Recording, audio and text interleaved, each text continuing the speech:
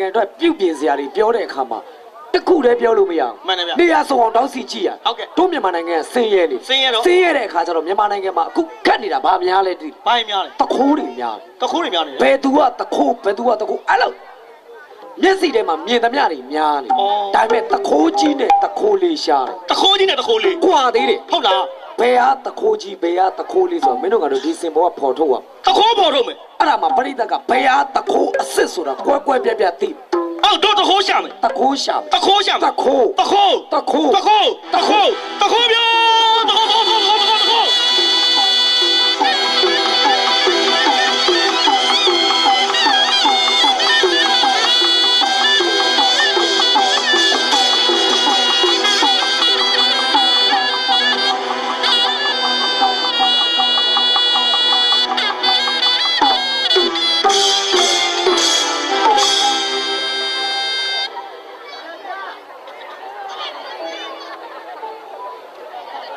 မင်းမေထမယ်ဟုတ်လို့လားတခိုးဗျတခိုးထမင်းတခိုးလေချင်းစိုးလေးတိတ်နေတခိုးဗျတခိုးကျောက်ကတခိုးဟုတ်ပါပြီချစ်သူရတိတ်နေပါဟာဘာဆက်ပြောရမှန်းမသိတော့ကိုလည်းထင်ကြည့်အောင်ပြောရသေးတခိုးပေမဲ့တစ္ဆာရှိတယ်တခိုးခိုးပြီးတဲ့ပစ္စည်းဘယ်တော့မှပြန်မပေးဘူးအဲ့လိုပြောလို့စုံးမိမထင်နဲ့ပြန်ဦးမရတော့တာစားစရာမရှိလို့သာတခိုးလောက်တာအမတမမေ့တတ်တဲ့တခိုးဘလောက်ဒီမေ့တတ်လဲဆိုတောင်းမှန်ပါလေတိတ်လေးနေပေးပါနော်အရန်မေ့တတ်တဲ့တခိုး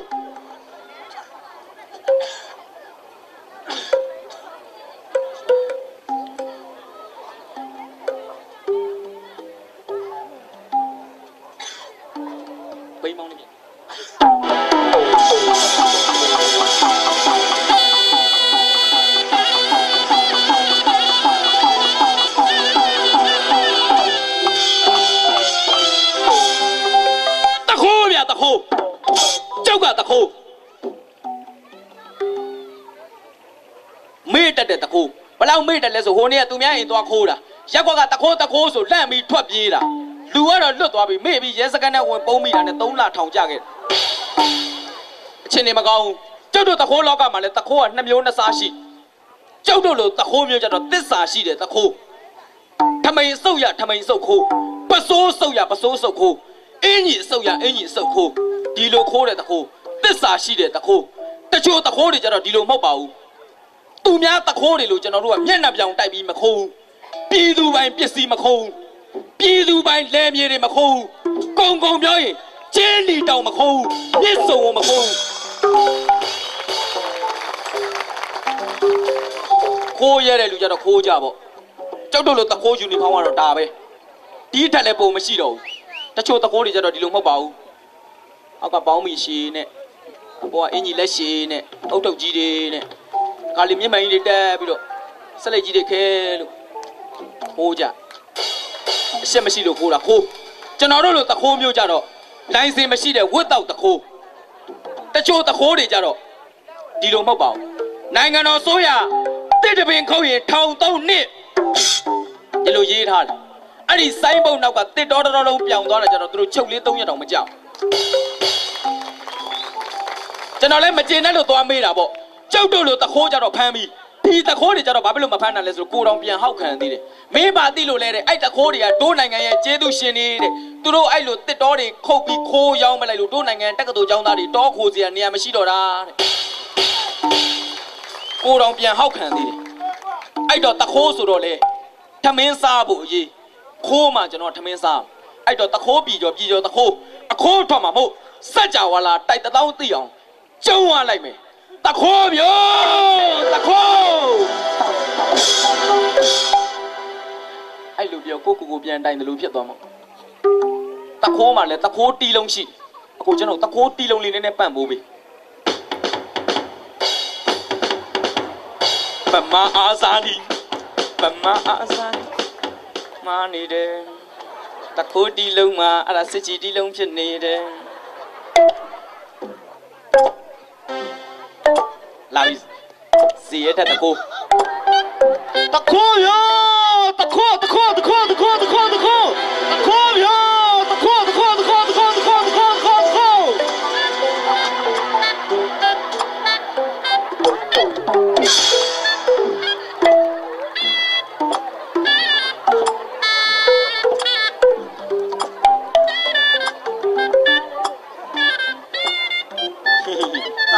တာခိုးတွေ့လားတာခိုးနေကြီးတော့လင်း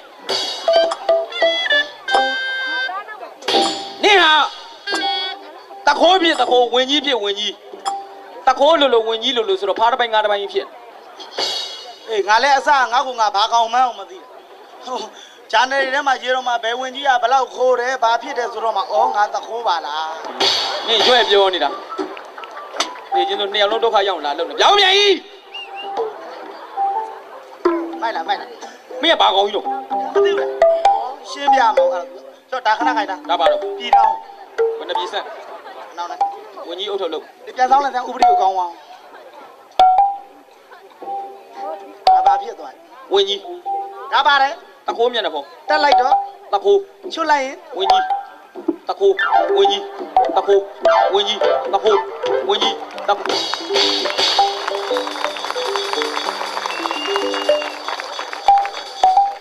လက်ခုပ်တီးတဲ့လူတွေကိုတစ်ချက်ပြောလိုက်ငါပြောချီးပေါင်း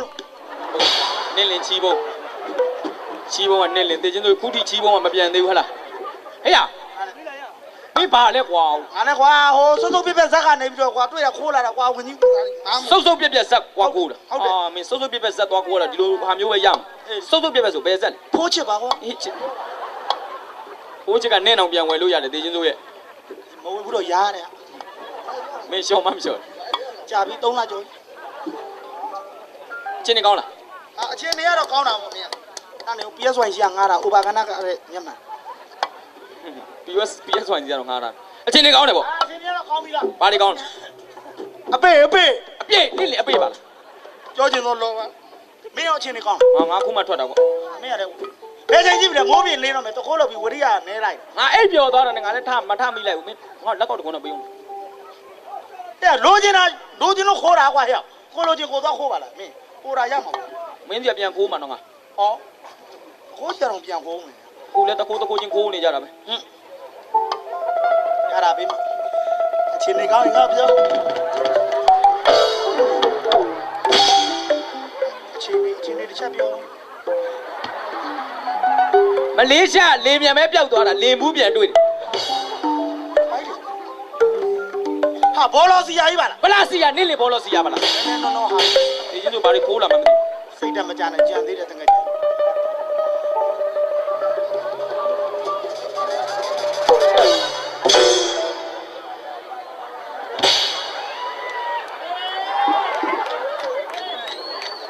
စွတ်ကြည်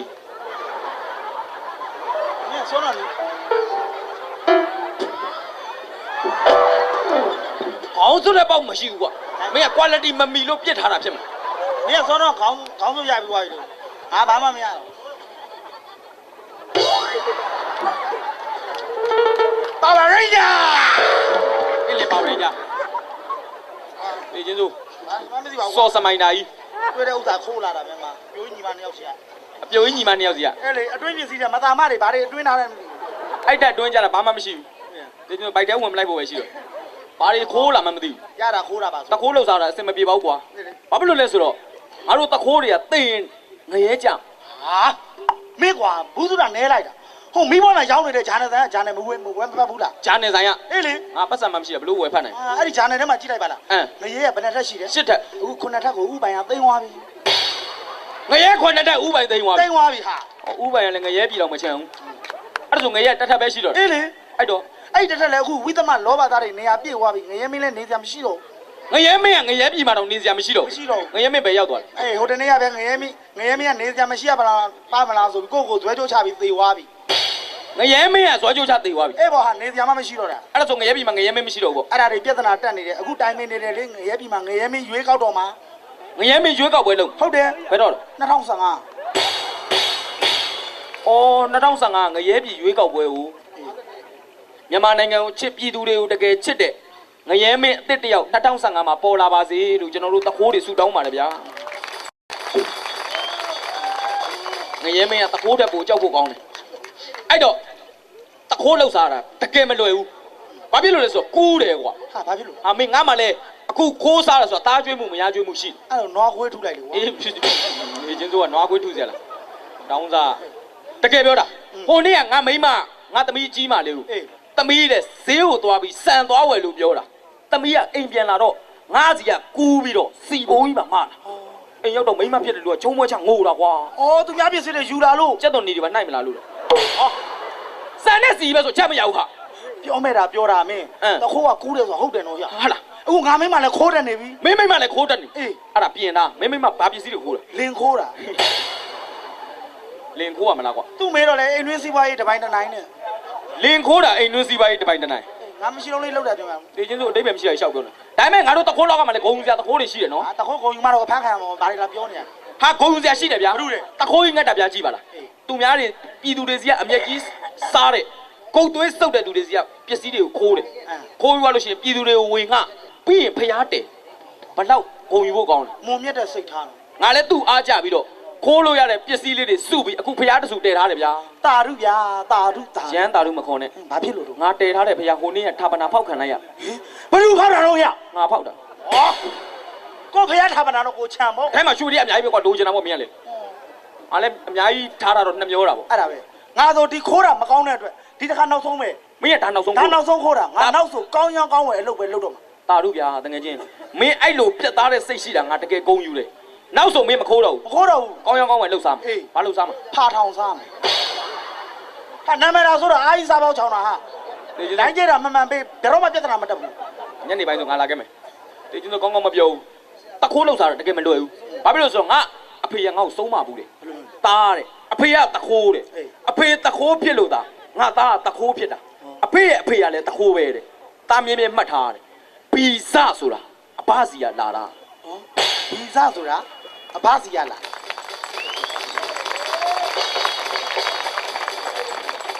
အော်ရှင်းအောင်ပြောတယ်ဘယ်အဘကိုပြောတာလဲ ငါအပအသက်60ကျော်သွား ငကိုတည်းကရှင်းအောင်ပြောအကုန်လုံး အဲ့လိုပြောနေအောင်လုံးခိုးမှုနဲ့ထောင်မကြပဲနိုင်ငံရေးလုပ်တဲ့စုထောင်ကြသွားမှာပေါ့အဲ့တော့မင်းနဲ့ငါနဲ့ထမင်းစားဖို့ကြီးအခိုးထွက်မှာရ အေးဘောဟာ မင်းကဒီဘက်သွားခိုးငါဘက်ကမင်းမလာနဲ့နော်မင်းဘက်လည်းငါမလာဘူးငါဒီဘက်သွားခိုးမယ် ရှိတော့ထားခဏတော့ခေါ်မယ်ဆိုခဏနေဦးနည်းနည်းပါလေငါ့ကိုမေးစမ်းမအောင်ဟာခိုးမယ်ဆိုလို့ ဘာဖြစ်လို့ မခိုးသင့်မခိုးရတဲ့နေရာတွေစာကတ်ထားတာမင်းသိလား မခိုးတဲ့မခိုးတိုက်တဲ့နေရာစာကတ်ထားတယ် ဟုတ်တယ် အဲ့လိုနေရာမျိုးတော့ပြည်ကျော်တို့ရှောင်းနေဘယ်နေရာလဲပြော တက်ပိုင်ပြီးမကျူးကြော်ရတယ်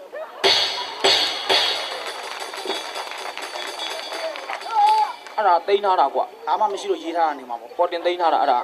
အဲ့တော့မင်းကဒီဘက်သွားခိုးငါဒီဘက်သွားခိုးမယ်โอเคဒီမှာပြန်ဆုံးမယ်ကျွတ် တခိုးပြောတခိုးမပြေးနဲ့တခိုးမပြေးနဲ့တခိုးပြောတခိုးမပြေးနဲ့ ပစ္စည်းတွေမမှတ်နဲ့ပြေးပြေးနဲ့ပစ္စည်းတွေမမှတ်နဲ့ မပြေးနဲ့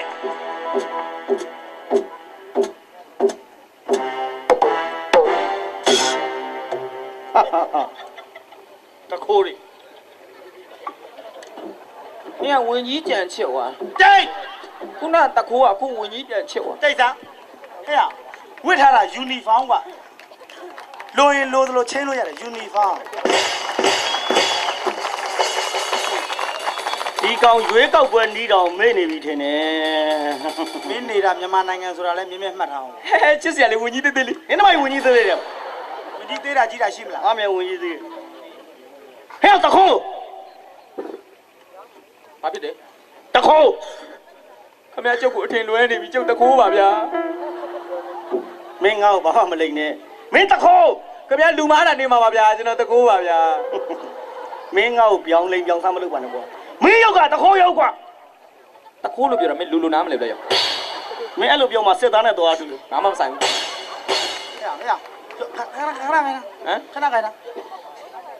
တွေ့လားလက်ဘူးလက်ချက်ကုန်ပြီလားကွာ တေချင်းဆိုကမင်းကိုင်ဆိုလို့လည်းငါကိုင်ရသေးတယ် အမှုကလိုရင်လိုသလိုစင်ပါပဲ ။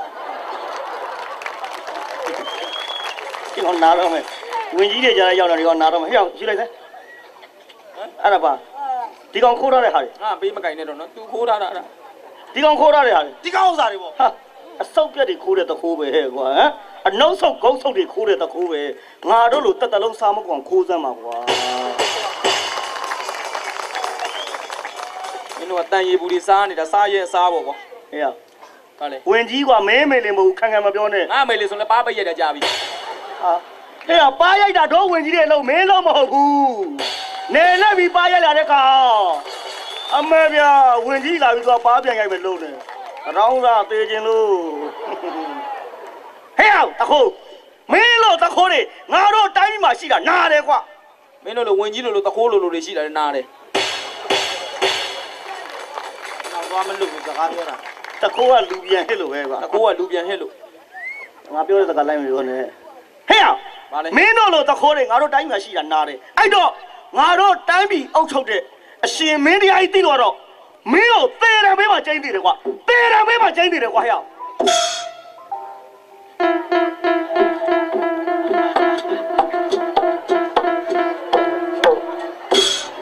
လူစီဟာတက်စီလည်းမဟုတ်ဘူးတခိုးပါဗျာတခိုးပါဗျာ ဘာဖြစ်တယ် တခိုးပါဗျာတခိုးပါဗျာ ပြန်ပြောစမ်း တခိုးပါဗျာတခိုးပါဗျာ မင်းဘာသူပြောတာ ဟိုမှာလေသူပြောနေတာလေ သူကြည့်ပြောကွာဘယင်ကြည့်ပြီးတခိုးလို့မပြောနဲ့အားကောင်ကအစားတဲ့မလုံရတဲ့ကြားတယ်မင်းကတခိုးလာလို့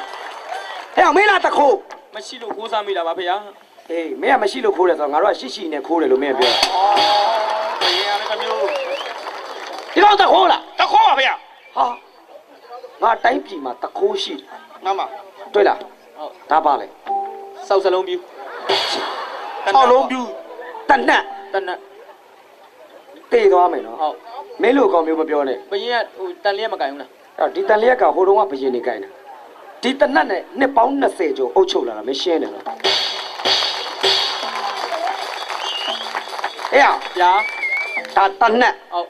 မင်းလို့ကောင်မပြောနဲ့စုတ်လေဖျားရှိမှဘုံကြီးတွေတောင်ပြစ်ခဲ့တာမရှင်းတယ်နော်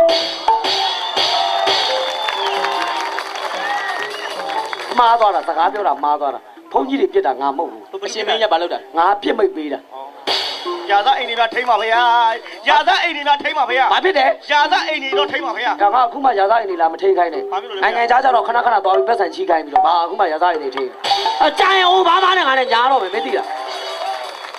ဒီပါအတွေ့အကြုံရအောင်ပါဗျာ မင်းတခိုးလား တခိုးပါဗျာ မင်းနားမလဲဘူးတခိုးကြီးတော့ဓမြ မှန်ပါ ဓမြကြီးတော့အစိုးရကွာ မားနေပြီဖေဟာမားနေပြီဗျာ ဘာတော့ ဓမြကြီးတော့အစိုးမရဓမြကြီးတော့အစိုးရဆိုအရှင်မင်းကြီးတို့ကျွန်တော်မျိုးတို့ဝင်ကြီးတွေပါနေပြီဖေဟာ အာမေဒါတနိုင်ငံလုံးသိပါတယ်ကွာအမေအေး ဗျာ မင်းလို့တခိုးရှိတာတိုင်းပြည်နာတယ် ဟုတ်ကဲ့ အမိတ်တော်မှမနာခံ မမ ဘယ်မှန်းတော့ နောက်စီပါဖေဟာ အဘယမျက်နှာမပြောင်းနဲ့မင်းတနက်နဲ့ပြစ်လိုက်မယ်နော် အာဒီလိုပြစ်တာမဟုတ်ဘူးလေဖေဟာမားနေတယ် အေး ဗျာ ဟာငါတနက်လေးတော့ပါအေး ဗျာ တေးသွားမယ် ဟုတ်ကဲ့ ရှင်းတယ်နော်ဒီကောင်အပြစ်ပေးမယ်နာခံအမိတ်တော်နာခံ မမ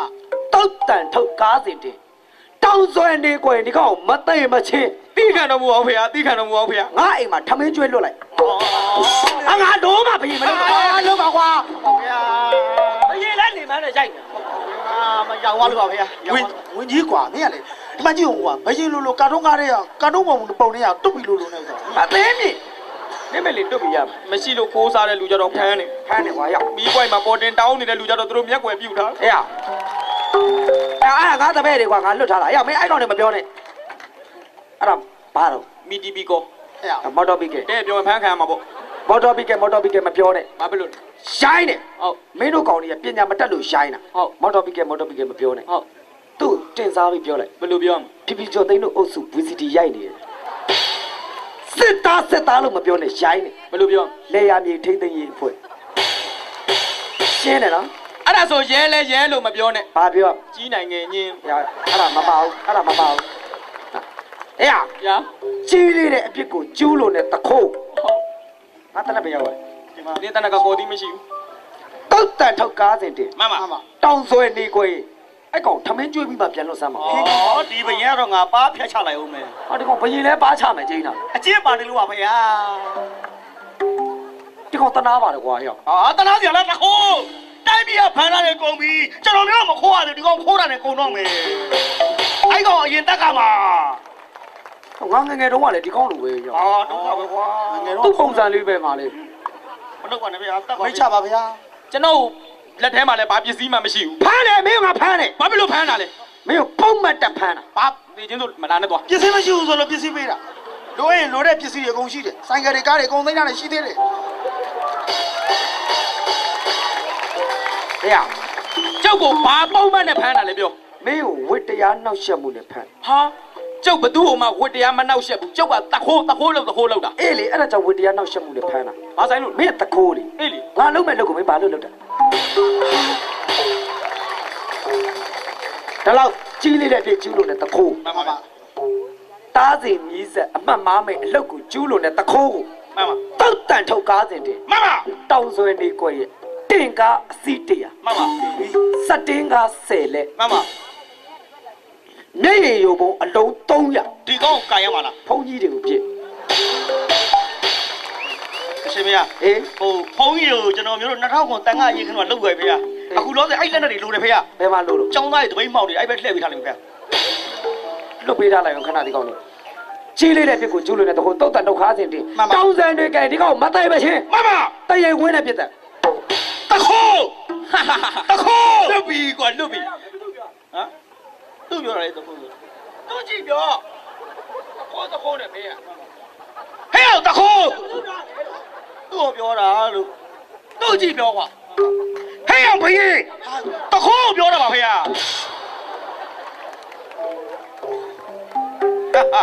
့အောင်တခုအရှင်မင်းတရားကြီးအမိန့်ချသွားတာမင်းကြားတယ်နော် ကြားတယ်ကျုပ်ကိုပေါ့လေးပေးသွားတာ အေးမင်းကိုတောင်းဆွဲနေကြတာနဲ့မင်းလေပြီးတော့ဓာတ်နဲ့ခုတ်တတ်စေတဲ့ နေမေလေတိတ်ခွန်းနဲ့ပြစ်ခိုင်းတာ ရှာမရှင်နဲ့ငါဝင်ကြီးငါပြောနေတာပြောမယ်ပြောရမယ်တိုက်တာပြော နင်တို့ကနည်းနည်းလေးအာနာလွှဲလို့မရဘူးလှုပ်ချင်တာလှုပ်တော့တာပဲ မင်းကိုတက်လို့ပြောရတာပဲဘယင်ကတော့မင်းကိုတေးတံပေးသွားပြီအဲ့တော့မသေးခင်မှာမင်းလိုတဲ့စုတခုတော့မင်းဆန်တော့ငါတို့ဖြည့်ပေးမယ် ကျုပ်ကိုတတ်တော့မှာ ဟုတ်တယ် တေးကြလို့လား ဟာတေးကြတော့မင်းဘယင်ကမင်းတက်ခိုင်းပြီးသွားပြီပဲ တေးရတော့မှာပေါ့ ဟုတ်တယ် ဝမ်းသာလိုက်တောင်း အေးတေးတာပဲဝမ်းသာလားတေးတာပျော်နေဟလား မင်းတို့နိုင်ငံမှာနေရတဲ့ဆိုင်တေးရတာမှမြက်သေးတယ်တေးတပ်ပလိုက်ဟဲ့အဲ့လိုမျိုးဆဲကပြန်တေးပလိုက်မယ်ဒီမှာငတ်တေးမဲ့ဒီလိုမထူးဘူးအောင်ဒါနဲ့ခုတ်တေးတာမှပိုအေးသေးတယ်ချပလိုက် မင်းတေးရတော့မသေးခင်မှာမင်းလိုတဲ့ဆန်တာတခုတော့ ကျုပ်လိုတဲ့ဆန္ဒကိုနောက်ဆုံးအနေနဲ့ခင်ဗျားတို့ဖြည့်ဆည်းပေးမှာ ငါတို့ကုန်လုပ်ပေးမယ် ကျုပ်ကငငယ်လေးတွေကသူများပစ္စည်းခိုးမှစားရတယ်တခိုးကျုပ်ကသူများပစ္စည်းစားမှဘိုက်ဝတဲ့အတွက်ကျုပ်အတွက်ပြောစရာဆိုတာမရှိတော့ဘူးနောက်ဆုံးအနေနဲ့ကျုပ်ပျော်ရွှင်ခြင်းဆိုတာမရှိတော့ဘူးအဲ့တော့ကျုပ်ချစ်တဲ့တိုင်းသူပြည်သားတွေပျော်အောင်ကျုပ်ကိုတတ်မဲ့နေရာမှာခင်ဗျားတို့နှစ်ယောက်စားဝင်လိုက်အဲ့ဒါကျုပ်ဆန္ဒပဲ အမှုကတော့အတူတူပဲကွာခမရကြုတ်ကြည့်မရကြပြီနော်ခမရမင်းတို့လည်းငါကြည့်ရတယ်မှတ်နေလားမျက်စုံကိစ္စမှာတော့မင်းနဲ့တရုတ်နဲ့လှုပ်သွားတာငါကုန်သိတယ်မင်းမင်းငါဟာဒီမင်းမပေါ်နဲ့နော်မင်းမရင်တော့ကိုကြောတရားဆောက်တော့လေလေမင်းကိုပြီးလက်မြေက10စီးတိုက်သွားငါမတွေ့မြအောင်မိနေလားပြောတော့တော့10စီးနဲ့လမ်းမှာ4စီးဖြတ်တော့သွားတာမင်းလူတွေကြီးပဲဟိုလက်ဗရောင်းအောင်တာယာစိမ့်လိုင်းလက်ဗရောင်းအောင်တာယာစိမ့်လိုင်းဆိုပြီးတော့ငါတို့ရှိရနေပြီးဘန်နာငွေတွေကိုဘာချက်ဆိုပြီးထုတ်တော့ဟိုလည်းရောက်တစ်ဖက်နိုင်ငံလက်နက်တွေဝယ်ပြည်သူတွေကိုပြစ်အဲ့ဒါပြီးတော့ပြည်သူတွေပြစ်တာကောင်းမပြူချက်တော့ပြစ်တာခေါင်းမှန်တယ်စဉ်းစားကြည့်ဦး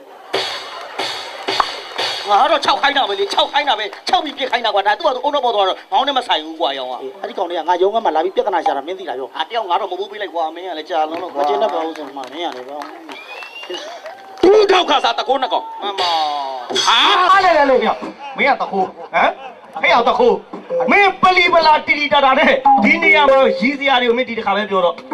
မင်းစာရေးဆရာလှုပ်စားအောင်မှာ မင်းအောက်ငါဘာမှပြောနေမင်းတခိုး အတူကြီးမို့လို့စစ်တာဆိုမင်းကငါထိုးတတ်ပြတယ် ဟဲ့အောင်မင်းတေးရတော့မင်း တေးချင်းစိုး မတေးခင်မှာမင်းလိုတဲ့စုတခုတော့ ကြိုက်ကြီးကိုတောင်တတ်ထားလား မင်းကဘာမှပြောနေလိုတာကိုတောင်းရအောင်ဒီဟောက်တေးကန်ဒီဆိုသူတည်းတိုင်းဖြစ်ကုန်မင်းလိုတဲ့စုတခုတောင်းရအောင် ရှားတယ်ကျုပ်ကငငယ်လေးတွေကမိဘကိုလှုပ်ကျွေးနေတဲ့သား ဟုတ်ပြီ ကျုပ်မှာအမေတစ်ခုသားတစ်ခုပဲ ဘလူကအဖို့ပါလို့လေ ငါအတွဲလိုက်အမေတစ်ခုသားတစ်ခုပဲရှိတာဗျအဲ့တော့နောက်ဆုံးအနေနဲ့ကျုပ်မသေးခင်ကျုပ်အမေရဲ့မျက်နှာကိုနောက်ဆုံးအနေနဲ့မြင်ခြင်းတယ်ခင်ဗျားတို့ကျုပ်ဆန္ဒကိုဖြည့်ဆည်းပေး မင်းမရဲ့မျက်နှာကိုမြင်ပြီးခွမင်းတို့တတ်မှာနော် တတ်လို့ကတတ် ဟုတ်ပြီအဲ့တော့တခိုးရမေးရှေ့တော့မှရောက်စီဗျာခလုတ်ဒီမှာအမိတာမင်းလို့ပေါ့မရှိ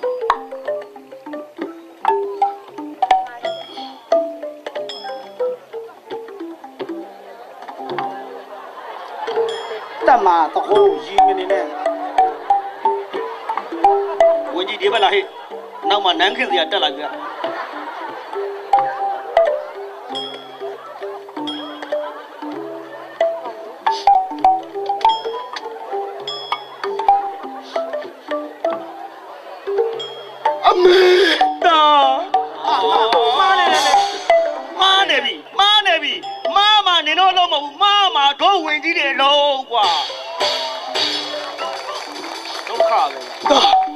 မေ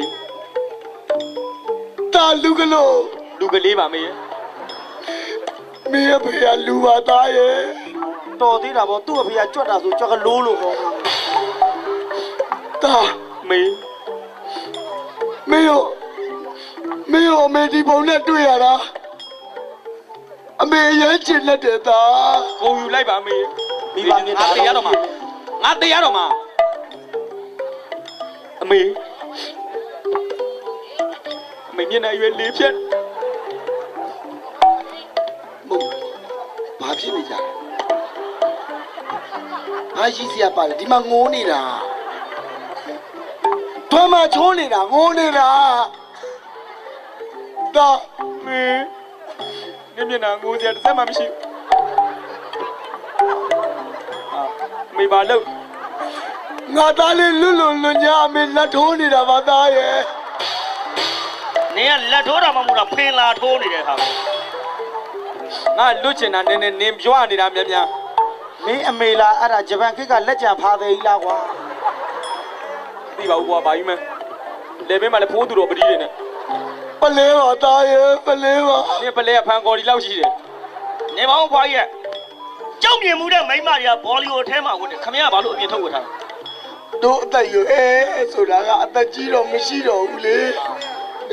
မရှိတာအပြင်ထုတ်ကြွားတာတော့ပေါ့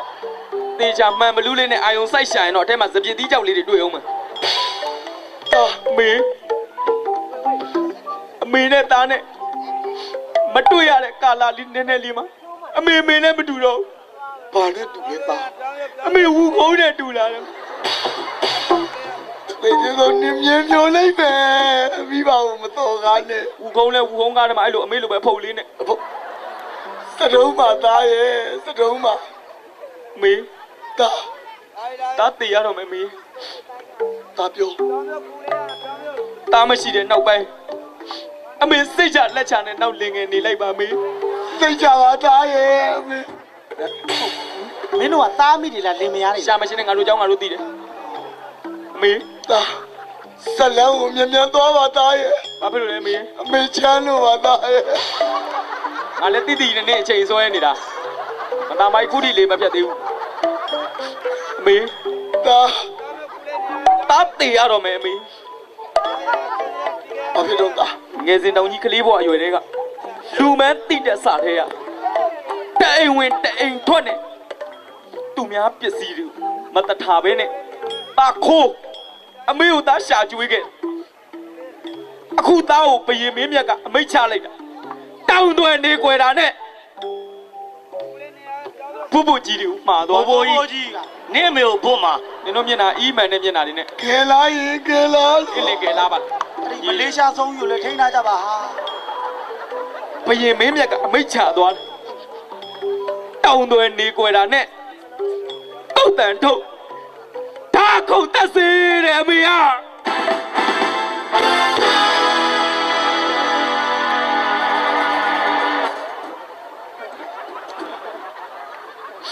အမေလည်းရပါတယ်သားရဲ့ မေရာဇယ်တွေတော်တော်များနေတယ်နော် ရပါတယ်အမေလည်းအသက်ကြီးပြီမှမပြတ် မေ စီ ရာဇယ်တော်တော်များနေတယ် သား မေ မင်းရောလည်းအမေဒီဘဝနဲ့တွေ့ရတာအမေရှင်လည်းမကောင်းဘူးသား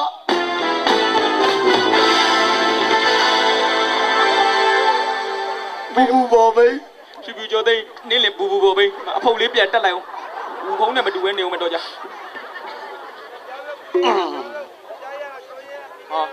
ဟာ ဘိုးဘိုး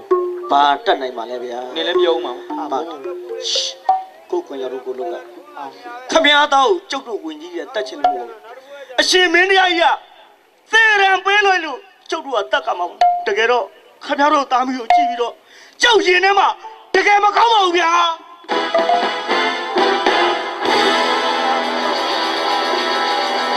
ကျွန်တော်ဝင်ကြီးတွေအခုထိလွယ်တုံးနော် ဘယ်တက်နိုင်အောင်မလဲကွာ မင်းလည်းပြောဦးမှာ လူဝါကြီးကလာပြန်ပြီဟာ ဒါတွေအကုန်လုံးကတရဝါတစ်ခုကန်တစ်ခု နေရတကပါလေ ဒါတွေအကုန်လုံးမင်းတို့တိတ်ကပြုတ်ခဲ့တဲ့ကံအခုပြန်ခံနေရတာကွာလောက်ပါငါခက်လိုက်တော့မှဘယ်လိုဖြစ်သွားတာ မင်းကြောင့်ကိုသိတယ်ဝါတော့တုံမယ်ဆိုတော့သိတော့တူလေးတီးပြီလား ဝါကြီးစောင်းနေမို့လို့ခဏပါဟာ ကြာကြားတော့ပြောရချင်ပြန်ပြောအချိန်မရတော့ဘူးကွာ တာ အမေတားတည်သွားတဲ့နောက်ပိုင်းအမေကိုလှုပ်ကြွေးဖို့ရဘယ်သူမှမရှိတော့ဘူးအမေအဲ့တော့ဘိုးစင်ပေါင်ဆက်ပိုင်ဆိုင်ခဲ့တဲ့ဒီချမောင်ငင်းလေးမှာပဲအမေလောက်ကင်စားတော့ပါ အဲ့ဒါတော့အမေကမိမနေဖြစ်နေတယ်သား ဘာဖြစ်လို့လဲအမေ ဒီငက်ကစားကလေးလားဘာမှမသိပဲနဲ့ဒီချမောင်ကင်းကိုထိုးမလို့တဲ့အဖွားကြီးယူကြောင်မူကြောင်နဲ့ရှက်မပြောနဲ့ရှက်လို့တာရဲ့ဇလန်းကိုသွားပါ အမေထိုးတော့ကတော့ငိမ့်ငိမ့်ရေးကြိုးပြူငတ်ထိုးတာအမေပကြီးစရာမတော်တော့ခိုဖြစ်သွားတာမြန်မာတနိုင်ငံလုံးညီးကုန်ပြီအမေတာတည်ရတော့မယ်အမေတာမတည်ရင်အမေကိုနောက်ဆုံးအနေနဲ့စကားလေးတစ်ခွန်းလောက်မှာခဲ့ပါရစေတာမတည်ရင်နောက်ဆုံးဆန္ဒအနေနဲ့အမေကိုပြောချင်တာလေးတွေပြောခဲ့ပါရစေတိုးတိုးလေးမှာခဲ့ချင်လို့အမေသားနာကိုလာပါဦးအမေရဲ့ မလာပါဘူးတာရဲ့အမေမလာပါဘူးဒါမျိုးကဒီဇလန်းအမေယိုးနေပြီသားမိဘစကားမိဘမဆုံးမလို့သားသခိုးပြရတယ်ဆိုပြီးတိုးလေးပြောမစွနားကိုပြီးငါနှစ်ရက်ကိုကြိုက်မှာမလားဒါမျိုးတွေယိုးနေဒါမျိုးတွေယိုးနေပနာတွေပါရဲ့ဝင်းကြီးလေအားတော့အချိန်တန်နေပြီတက်လိုက်ကြတော့မြစ်တာတရားတော်ကြီးမားတဲ့ဟာ မြစ်တာတရားကြီးမှဆိုနင်းနေရကြိုက်ခံမလား ဘယ်လိုကြိုက်ခံမှာ အမေ သား မေရဲ့ရင်နဲ့လွယ်ပြီးမွေးလာခဲ့တဲ့သားလေးမေရဲ့ အဲ့ဒါဆိုဝူဝူရဲ့ပြောဖို့သားရဲ့ မချုပ်လို့မရနင်တို့ဟာရဘလို့မချုပ်မရဘူး ပြောသားရှင်မြန်ပြောဟေး ငါနေရပြက်လို့မဖြစ်ဘူး ဘာဖြစ်လို့ miss တိုင်အောင်မယ် နင်စောက်ခွနဲ့မေ့ပြိုင်ပါမရိုက်တော့ကန်ကောင်း ဟောကောင်တခိုးပြောတဲ့ရှင်မြန်ပြောငါတော်ကြတီဖွားရုပ်စင်ပေါ်မှာနေမရင်းဆွဲခြင်းလိုက်မယ် ကဲလားလို့ ဟာလွတ်ပြီးထွက်သွားတာ ကဲလား ငါပြောရချင်ပြန်ပြောကွာအော်ဟုတ်ပါပြီကွာဝင်ကြီးတေးတေးလေးတမောက်အမေ သား တားတည်ရတော့မယ်မေမိသားနာကိုလာပါဦးမေ နားဦးလာစရာအကြောင်းမရှိဘူးသား မေလက်နဲ့ဒီပါပါလာ နားဦးလာစရာအကြောင်းမရှိဘူးဒီမှာသား တူတူလေးမှာပပါလဲမေ ဘာတိုးလေးမှမမာနဲ့မိဘတိုင်းကသားသမီးတိုင်းကိုရှင်နဲ့လွယ်မွေးရလို့တအားချစ်ခဲ့ကြတာသားသမီးတွေကိုပညာတတ်ပြည့်အောင်သင်ပေးခဲ့ကြတာမင်းတို့တခိုးဖြစ်မှာဆိုလို့ဘယ်မိမမဆိုကိုသားသမီးကိုတခိုးမဖြစ်စေချင်ဘူးကွာငါကိုယ်တိုင်လည်းမင်းကိုတခိုးဖြစ်မှာကြောက်လို့ဝင်နှမ်းတော့မလုပ်ခိုင်းဘူးကွာကိုဘာကိုအတကြီးမှဘောင်းမိရှေဝတ်တဲ့တခိုးပြစ်တာတော့အမေနဲ့မဆိုင်ဘူးဝင်ကြီးကမလုံးဘူး အဲ့ကောင်တော်တော်အပြောင်းလဲမြန်နေသီးလားချက်ချင်းကို तू ဖြစ်ချင်တာတွေကိုဖြစ်နေတော့တာပဲ ရှာစဝင်ဘေးဆိုပြေးလို့မလွတ်ဘူးတခိုးတန်တခိုးခံရမှာပဲ အာကျွေးတာကျတော့နင်စားပြီးတော့ မလို့ချင်ဘူးမတတားရေးစားကိုစားထားတဲ့အတွက်နင်ဒီလိုအပြစ်ခံရမှာပဲဒါကြောင့်မိဘစကားနားမထောင်လို့တခိုးဖြစ်တဲ့တခိုးမှသာလေအပြစ်ရှိတယ်မိဘမဆုံးမလို့ဆိုတဲ့စကားမှားနေတယ်ငါအပြစ်မရှိဘူးနင်အပြစ်ရှိတယ် မေမမယ် ဘာလဲငါမမားဘူး မမယ်နော် အဖွားကြီးမမားဘူး မလာမကြီးနော် မအေးမနဲ့ ဟဲ့ မအေးဆုံးမရတာနဲ့တခိုးဖြစ်တဲ့နေမားတာ လောက်အောင်နော် အဲ့တော့နင်းနေရက်ကိုငါကြိုက်ရ အဲ့လူကြီးလုံးငါဓာတ်နဲ့ခုတ်တာသေခံချင်တာနှစ်ရွက်တော့အကိုက်မခံချင်လုံး ငါနင်းနေရက်ကိုကြိုက် ဟဲ့လုံးနေနော်မေဘာမနော်မေ ကြောက်အိုးတော့ မေနော်မေဘာမနော်မေပြီးတော့တက်နေ ဝိုင်းအဖွားကြီးနတ်နာနဲ့ဇလန်းပြတ်တော့မယ်လှုပ်လေကြိုက်စားကြီးကြိုက်လှုပ်ချ တခိုးမှရင်နားကြိုက်ရမှာငါတာဝင် ဟုတ်တယ်လေချ ဟုတ်တယ်နော်နင်းနေရက်လည်းငါကြိုက် မုံမားနေပြီဟာငါဝ န င် င်း ကြီး လည်းတခိုးပဲဝင်ကြီးမဟုတ်ဘူးတခိုး ဝိုင်းငါဝင်ကြီးဟာ နင်းတခိုး ဟာငါတခိုးဟာ အေးနင်းတခိုး ဝင်ကြီးဟာ နင်းနေငါကြိုက် ဟုတ်တယ်ပါ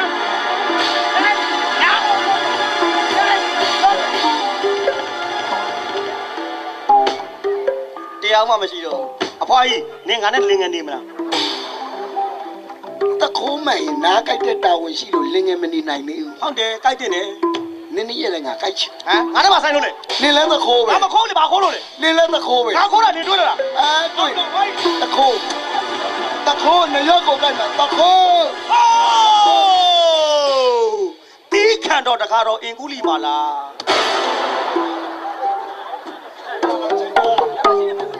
ကိုပိုးလေး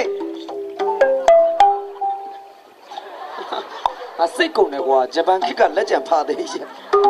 လူသားသူသားမလာပြီးတော့လူများမှဂျပန်ခေတ်ကလက်ကျန်ပါသေးတယ်အောင်သိစရမကောင်းတာပဲအိုးဖယားတခင်ကိုပိုးလေးကိုတိုင်းတော့ခင်ဗျာ